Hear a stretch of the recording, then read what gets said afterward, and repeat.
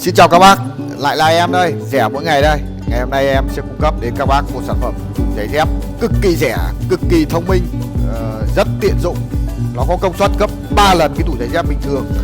Xin mời các bác cùng khám phá. Rồi, chúng ta cùng khám phá xem cái tủ giày dép ngày hôm nay nó rẻ hơn mỗi ngày như thế nào, mà nó tiện lợi, nó thông minh như thế nào nha các bạn nhé.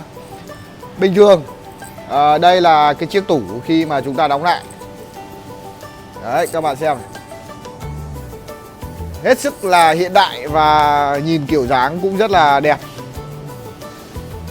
Ở giữa các ngăn kéo nó sẽ có những cái khe hở như thế này.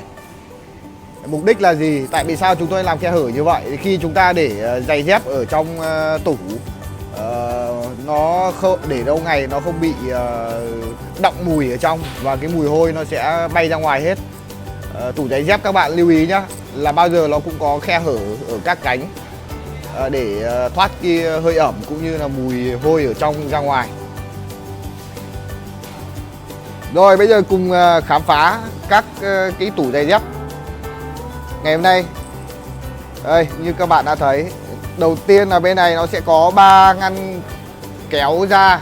Nhưng mà ngăn kéo này thì nó hết sức là tiện dụng và thông minh. Một ngăn kéo như vậy các bạn đếm này, 1, 2, 3 tầng. 3 tầng, bình thường nếu mà chúng ta không làm cái dạng dây như này thì một cái tủ như vậy thì chỉ làm được vài tầng thôi. Nhưng mà chúng ta nhân 3 lên, thành ra cái này để được 9 tầng, để được rất là nhiều giày dép. Nhà các bác nào mà có nhiều trẻ con hay là nhiều giày dép thì để cái này thì em cam đoan với các bác là hết sức là tiện dụng. Đấy, mỗi một tầng như thế này nó sẽ có, mỗi một cái ngăn kéo nó sẽ có 3 tầng, 1, 2, 3 3 tầng. Rồi em sẽ để cái tủ giày dép này lên để cho các bác cùng xem.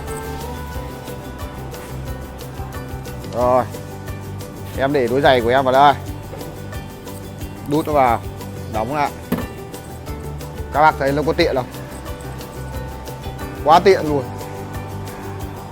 Rồi mình mở nó ra hết sức là nhẹ nhàng.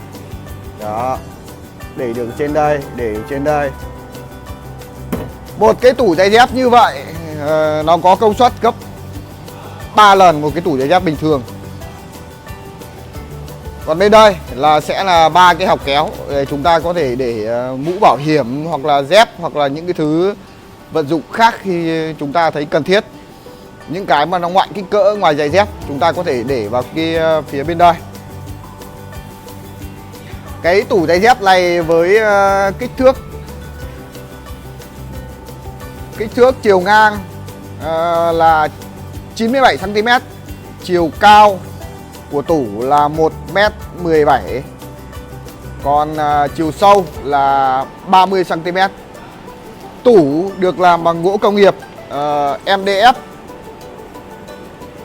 Cái tủ này có tuổi thọ sử dụng trên 15 nếu chúng ta để ở những cái nơi có mái che, không bị hoặc là để trong nhà, tránh nước và hơi ẩm sẽ làm ảnh hưởng đến tuổi thọ. Gỗ công nghiệp thì các bác biết rồi, nếu mà chúng ta bị dính nước vào thì nó rất dễ là cong vênh, mo hoặc là mối mọt.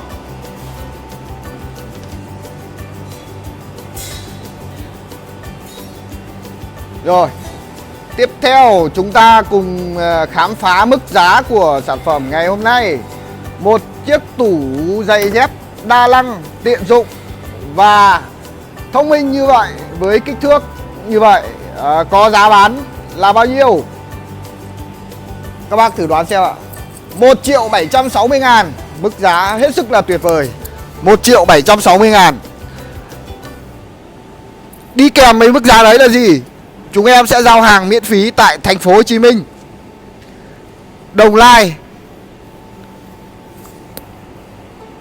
Bình Dương, Tiền Giang và Cần Thơ. Chính sách 1 đổi 1 miễn phí trong vòng 30 ngày. Các bác mua cái tủ giày dép này về nhà mà các bác cảm thấy không ưng, con cái hoặc là ba mẹ hoặc là anh chị em cảm thấy không vừa mắt, tụi em đổi ngay cho các bác một cái mới, miễn phí vận chuyển, miễn phí giao tận nơi. Dịch vụ của Sơn Đông thì trên cả tuyệt vời rồi. Các bác nào đã từng trải nghiệm thì sẽ thấy rõ. Còn các bác chưa có dịp thì xin mời đến Sơn Đông để cùng trải nghiệm cái dịch vụ bên Sơn Đông. Còn đây là số điện thoại của Sơn Đông. Các bác gọi đến hoàn toàn miễn phí nhá. Cước phí đã được bên em thanh toán, gọi điện không mất tiền. 1800 888 919. Các bác ở Sài Gòn, Bình Dương, Đồng Nai, Cần Thơ, Tiền Giang thì quả là tuyệt vời rồi. Cái tủ này bên em sẽ giao hàng miễn phí hoàn toàn. Em sẽ quay mặt sau. Mặt trước và sau nó đều đẹp hết cho các bác nhé.